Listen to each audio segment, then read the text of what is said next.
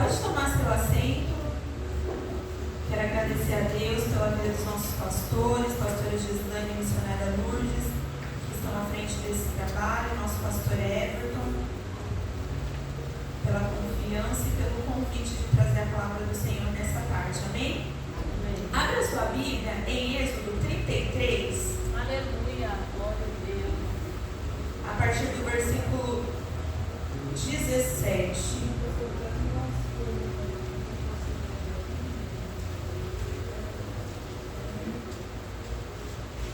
Êxodo 33, a partir do versículo 14 até o 17. Deus muito bom.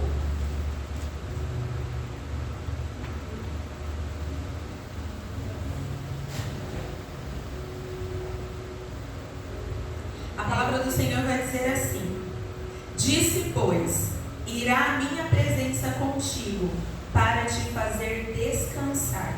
Então disse-lhe: Se a tua presença não for conosco, não nos faça subir daqui.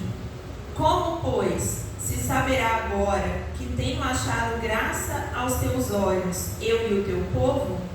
Acaso não é por andares tu conosco, e separados seremos eu e o teu povo de todo o povo que há da face da terra? Então disse o Senhor a Moisés: Farei também isto que tens dito, porquanto achaste graça aos meus olhos e te conheço pelo nome. Amém? Eu tenho meditado nessa palavra há alguns dias e ontem o Senhor me revelou que Ele queria trazer essa parte para os nossos corações. Para nós entendermos em que contexto essa palavra é falada, nós temos que voltar um capítulo, lá no capítulo 32, onde fala sobre alguns acontecimentos aqui no livro do Êxodo. Eu quero que você se atenha a dois personagens que nós vamos falar hoje na palavra, que é Moisés, o líder desse povo que está saindo do Egito e indo em direção à Terra Prometida, e também Arão, que é seu irmão mais velho, também um dos principais porta-voz, já que Moisés era galo, e braço direito e sumo sacerdote. Todas essas informações você encontra no livro do Êxodo. Mas o que me chama a atenção no capítulo 32? Enquanto Moisés subiu ao monte para receber a tábua com os 10 mandamentos, existe um povo lá embaixo. E muitas vezes nós nos comportamos como esse povo. Se você não conhece a história, a Bíblia vai dizer em Êxodo 32 que enquanto Moisés subia e estava conversando com o Senhor lá no monte, o povo estava lá embaixo, só que as coisas do Senhor, elas não são como as nossas. Muitas vezes eu quero as coisas para ontem. Eu tenho ansiedade, nós temos pressa, e o Senhor, Ele não trabalha com pressa, Ele não trabalha na ansiedade. Então a Bíblia vai dizer que Moisés estava lá há mais de um dia. E o povo ansioso lá embaixo chega até Arão, que era o seu braço direito de Moisés, e fala assim para Arão: olha, Moisés subiu já tem muito tempo e ele ainda não desceu. A gente não sabe o que aconteceu lá. Você precisa fazer alguma coisa. E aqui eu quero chamar a sua atenção porque muitas vezes as pessoas elas querem nos colocar em lugares e situações que o Senhor não nos permitiu estar. E se você continua lendo o capítulo 32 de Êxodo, você vai perceber que Arão, ele não pensa, ele reage. E o que ele faz? Ele junta o povo e pede para o povo que tudo aquilo que eles têm de ouro, brincos, joias, para que eles juntem e tragam até ele. Ele derrete e eles transformam aquilo num bezerro de ouro. Enquanto Moisés está lá em cima no monte falando com o Senhor já sabia o que estava acontecendo. Porque o nosso Deus, Ele é onisciente, Ele é onipresente, Ele é soberano. Muitas vezes eu e você ficamos como Moisés. A gente acha que está acontecendo uma coisa, mas o Senhor, Ele já sabe tudo o que está acontecendo. Aleluia. E Ele já tem um plano para aquela situação, mesmo que a gente não tenha um plano. E aí, no capítulo 32, Deus fala para Moisés povo estava fazendo e Moisés desce. Quando Moisés desce, ele já vê todo o povo festejando e se embriagando. Se você olhar o versículo lá em Êxodo 32, no versículo 21,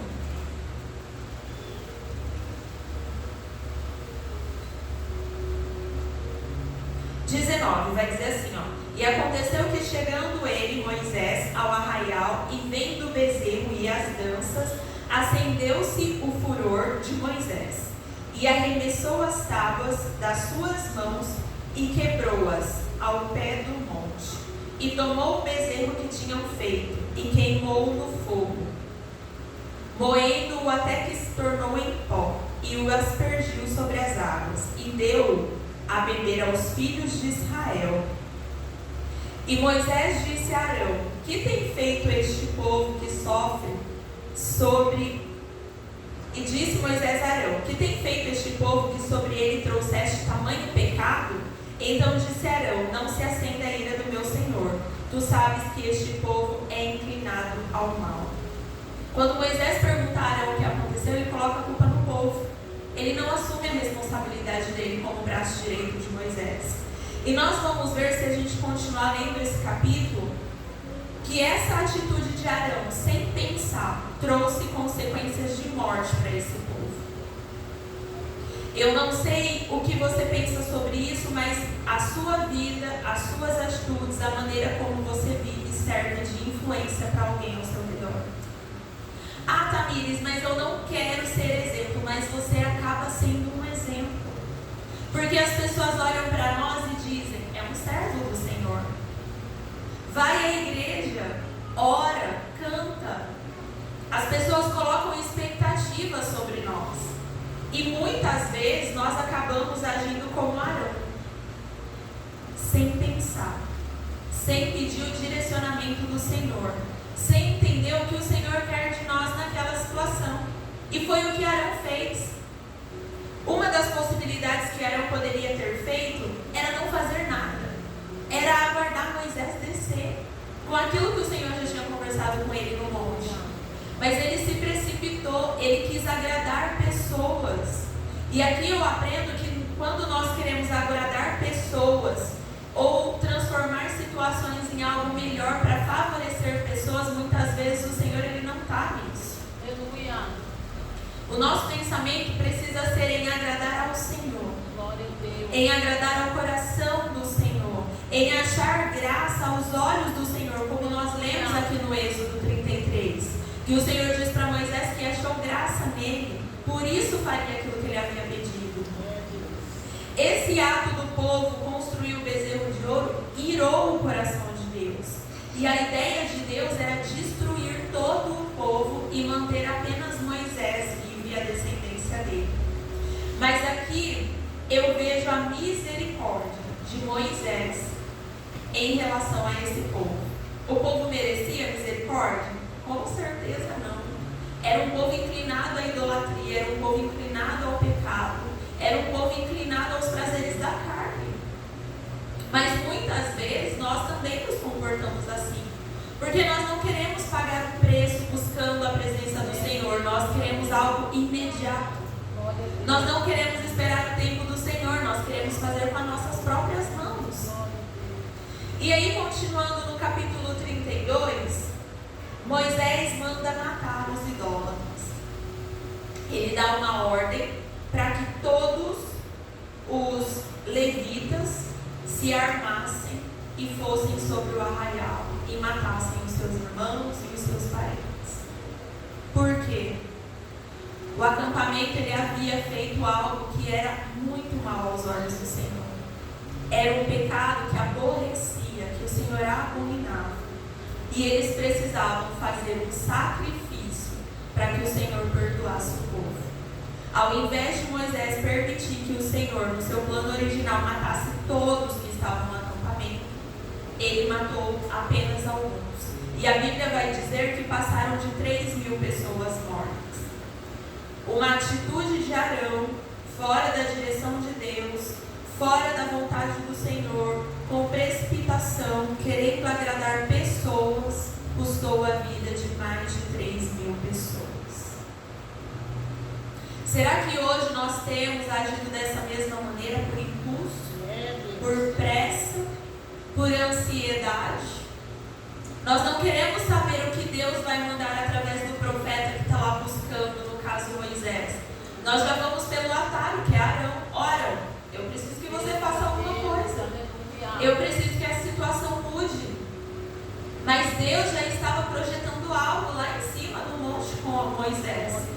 As tábuas estavam sendo escritas, os mandamentos estavam sendo escritos, mas o povo não conseguia esperar.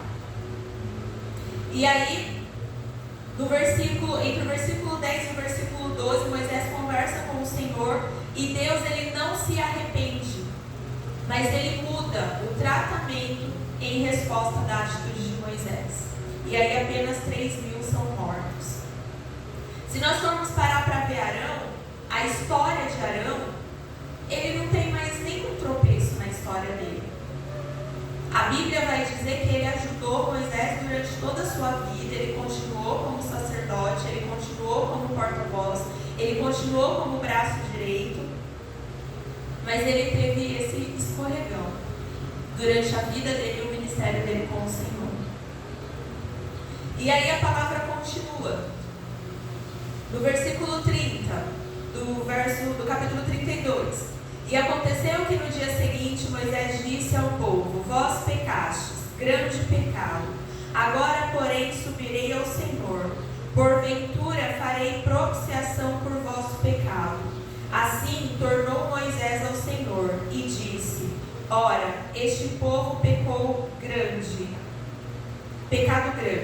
fazendo para si deuses de ouro. Agora, pois, perdoa o seu pecado, se não, risca-me, peço-te, do teu livro que tens escrito. Então disse o Senhor a Moisés: aquele que pecar contra mim, a este riscarei, eu do meu livro. Vai, pois, agora, conduze este povo para onde lhe tenho dito. E eis que o meu anjo irá diante de ti, porém no dia da minha visitação, visitarei neles o seu pecado. Assim feriu o Senhor o povo, porquanto fizeram o bezerro que Arão tinha feito. O pecado desse povo perante o Senhor trouxe consequências para várias famílias e para uma nação. Se nós continuarmos no capítulo 33, vai dizer que o Senhor ele não queria andar com o povo, porque o Senhor estava irado com o povo. Se você olhar no capítulo 32, ele vai dizer para Moisés: esse teu povo que você tirou do Egito, o Senhor não considerava mais eles como povo seu, apesar de eles serem povo escolhido e do Senhor estar com eles. Por quê? Porque a idolatria, o pecado, isso enfurece o coração do nosso Deus. O nosso Deus, ele não procura pessoas fortes, ele não procura pessoas perfeitas, mas ele procura pessoas que se arrependem do seu pecado. E isso não acontecia com o povo. Se você for ler a história deles no livro de Êxodo, eles não se arrependiam. Pelo contrário, eles eram instáveis. Hoje eles adoravam o bezerro de ouro e amanhã eles estavam adorando ao Senhor. Eles não tinham nenhuma estabilidade. E eles também não se arrependiam de adorar outros deuses. Então isso irava muito o coração de Deus. E aí o Senhor fala no capítulo 33 do verso 2: e enviarei um anjo diante de ti e lançarei fora os cananeus, amorreus, heteus, perizeus, heveus e os jebuseus. O Senhor não queria andar com o povo, mas o Senhor não voltava atrás na palavra dele. Ele enviava o seu anjo para andar à frente do povo. Aí eu te pergunto, como pode um Deus tão grande, que criou o mar, o universo, as estrelas, as galáxias, ter misericórdia de um povo assim? Porque se fosse eu ou você no lugar de Deus, quando esse povo estava fazendo bezerro de ouro e adorando a outros deuses, nós teríamos matado esse povo. Nós não teríamos nos arrependido com a intervenção de Moisés. Mas o Senhor, a misericórdia dele, não acaba. A Bíblia vai dizer que ela se renova todas as manhãs. E comigo e com você hoje não é diferente. Porque nós erramos, nós pecamos, muitas vezes nós falamos o que não é para falar, nós pensamos o que não é para pensar, nós agimos de maneiras que não honram ao Senhor, mas nós continuamos aqui, vivos, tendo a oportunidade de nos arrepender, de voltar atrás, de pedir ao Senhor: Deus, me transforma nisso, porque eu caí nisso. E hoje o Senhor, Ele não quer se apresentar a nós apenas como um Deus que permite a morte de mais de 3.000 homens por conta de um pecado. Ele quer se apresentar a nós nessa tarde como um Deus de misericórdia. Um Deus em que não importa se você mentiu ou se você roubou. Para Ele o pecado é igual. E Ele só espera que você se arrependa e volte atrás das suas atitudes. Aleluia! É um Deus que continua nos amando, mesmo quando a gente erra vez após vez. É um Deus que continua com o seu amor sobre as nossas vidas. Ele não tinha obrigação nenhuma de mandar o anjo à frente do povo. Ele poderia muito bem olhar e falar assim: olha, vocês pecaram contra mim sabendo o que estavam fazendo. Eu não vou dar nenhum tipo de segurança para vocês nesse trajeto. Vocês estão por sua própria conta e risco. Mas o Senhor não é como eu e como você. O Senhor, Ele tem misericórdia da nossa alma, Ele tem misericórdia da nossa vida. E por mais que Ele não precise, Ele quer fazer coisas por mim e por você. Quantas coisas não precisam acontecer, mas o Senhor permite que aconteça para alegrar o meu e o seu coração. Muitas vezes são detalhes, são coisas que você pensa e muitas vezes você nem fala, e aí aparece na sua casa e o Senhor envia uma providência, uma bênção, algo que você viu e queria.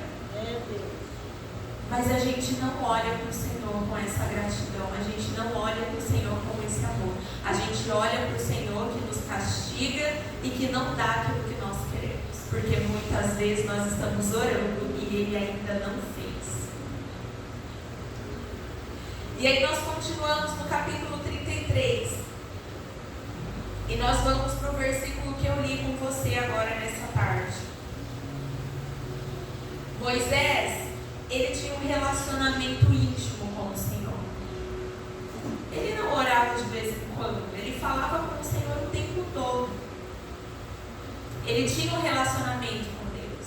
Se você pegar o livro de Êxodo, você vai ver a sarça ardente, você vai ver quando ele está atravessando o mar, que ele pergunta para o Senhor o que ele deve fazer.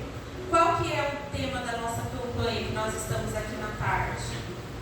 Lá em Provérbios 16. Provérbios 16 vai dizer assim, ó: confia ao Senhor as tuas obras e teus pensamentos serão estabelecidos. Era o que Moisés fazia com o Senhor no Velho Testamento.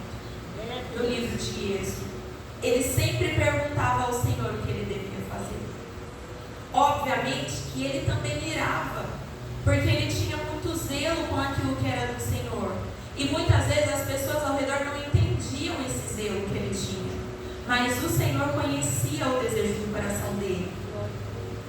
Então, quando ele chega aqui no versículo 14 do capítulo 33, ele fala assim: Deus, se o Senhor não for conosco, não nos permita ir. Nós não queremos um anjo, dois anjos, um exército de anjos, não. Nós queremos o Senhor conosco. Aleluia. Por quê? Porque se o Senhor estiver conosco, todos verão e saberão que é o Senhor. Que não é na nossa força, que não é na nossa sabedoria, não é nas nossas estratégias de guerra, é a misericórdia do Senhor. Glória a Deus, aleluia. Quantos de nós teria essa ousadia de falar para o Senhor: eu não quero um anjo não, eu quero o Senhor, e se o Senhor não for, eu não vou. Muitas vezes a gente nem pede para o anjo do Senhor ir. A gente só volta pedindo para Deus ajuda para consertar o que a gente fez errado. Mas Moisés não. E por que Moisés era assim? Porque ele tinha um relacionamento com Deus. E não era um relacionamento superficial, era um relacionamento profundo. Porque a palavra vai dizer, no versículo 17: então disse o Senhor a Moisés: farei também isto que tens dito, porquanto achaste graça aos meus olhos, e eu te conheço pelo nome. Como que você conhece alguém pelo nome? Quando você tem intimidade, quando você tem convívio, quando você tem relacionamento. Moisés era conhecido pelo nome, pelo Senhor. E por que ele achava graça aos olhos do Senhor? Não é porque ele era perfeito. Era porque ele tinha um coração quebrantado e entregue aquilo que era importante ao Senhor. Que nesse caso era tirar o povo do Egito e levar eles até a terra prometida. Esse era o propósito de Moisés. E muitas vezes nós não nos atentamos a isso. Por quê? Porque nós não sabemos nem o que Deus quer de nós, ou se nós sabemos, nós não queremos cumprir porque a gente quer fazer do nosso jeito. Como que nós vamos achar graça aos olhos do Senhor dessa maneira? Como nós vamos ter relacionamento com Deus e sermos conhecidos pelo nome por Ele, se nós não conversamos com Ele? Se nós não lemos a palavra dEle? Se nós não dedicamos minutos do nosso dia para adorar a Ele? Tamires, o que é a adoração? É elogiar ao Senhor, é agradecer ao Senhor, é invocar a presença dEle através de louvores, de cânticos, de palavras. Quando nós gostamos de alguém, nós queremos essa pessoa perto. Com o Senhor é a mesma coisa. Quando nós amamos ao Senhor, nós amamos também a presença dEle.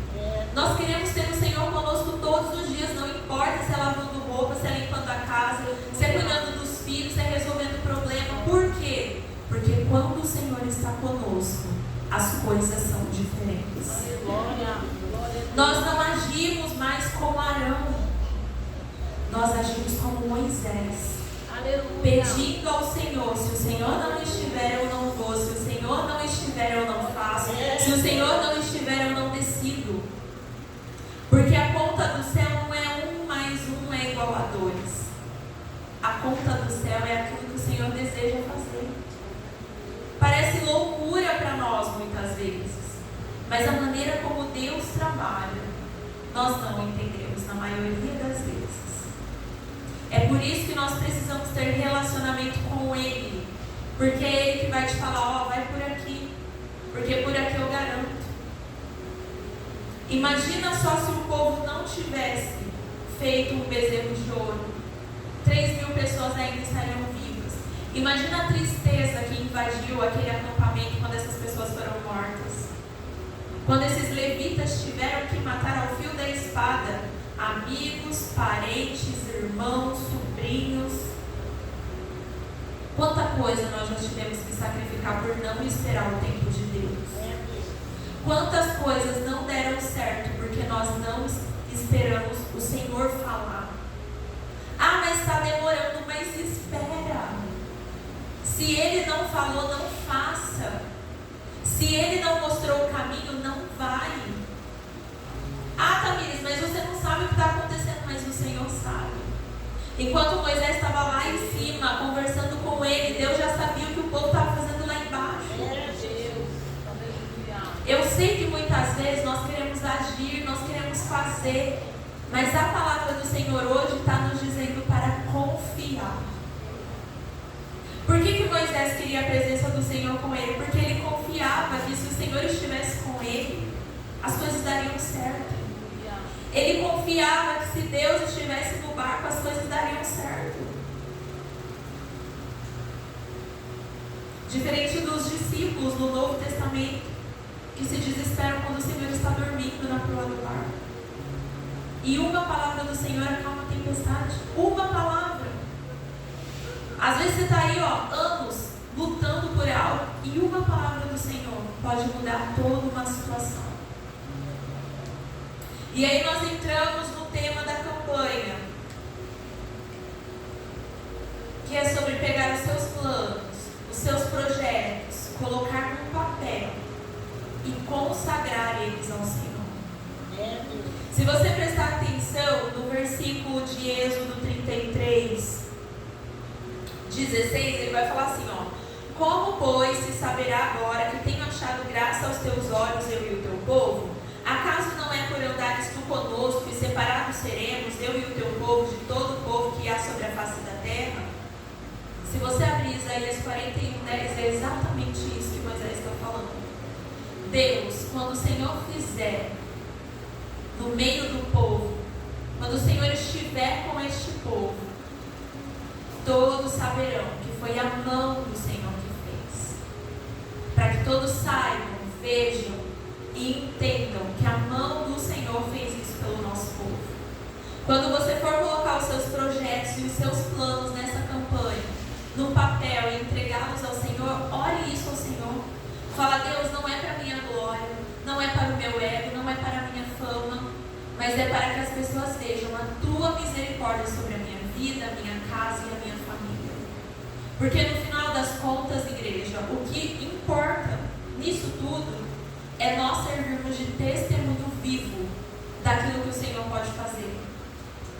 O que adianta nós sermos crentes a vida toda, mas nós não servimos de boca de Deus nessa terra? Nós não servimos de exemplo, de inspiração, de testemunho. Como é gostoso quando você chega num lugar e a pessoa está passando por uma dificuldade, você olha para ela e fala assim: escuta, eu já passei por isso, desse mesmo jeitinho, e eu orei, eu fiz uma campanha de oração, eu consagrei, eu ungi, eu levantei nas madrugadas, eu convoquei as minhas amigas de oração e eu venci. Se eu venci, o Deus que fez na minha vida também pode fazer na sua. Olha, eu tinha tal enfermidade, os médicos me desenganaram, falaram que eu não ia viver, que eu ia morrer, e olha eu aqui curada para a honra e glória do Senhor. E aí você vira para aquela pessoa e fala assim: o Deus que me curou, que é médico dos médicos, também pode te curar, também pode salvar o teu filho, também pode mudar a sua situação financeira. Que a sua oração nessa tarde, quando você for entregar aqui, ó, dentro da caixinha, a sua carta para o Senhor, seja essa: Deus, que todos vejam e saibam e entendam que não foi na minha sabedoria humana, não foi na minha força, mas foi na misericórdia do Senhor sobre a minha vida. E que você possa retornar e testemunhar daquilo que o Senhor tem feito na sua casa. Amém? Eu profetizo sobre a nossa vida que 2026 será um ano de colheitas. Eu profetizo que os céus estarão abertos sobre a nossa casa e que nós teremos muitos testemunhos para contar, para a honra e glória do Senhor. Amém? Eu agradeço a minha oportunidade e as palmas vão ao Senhor. Glória a Deus.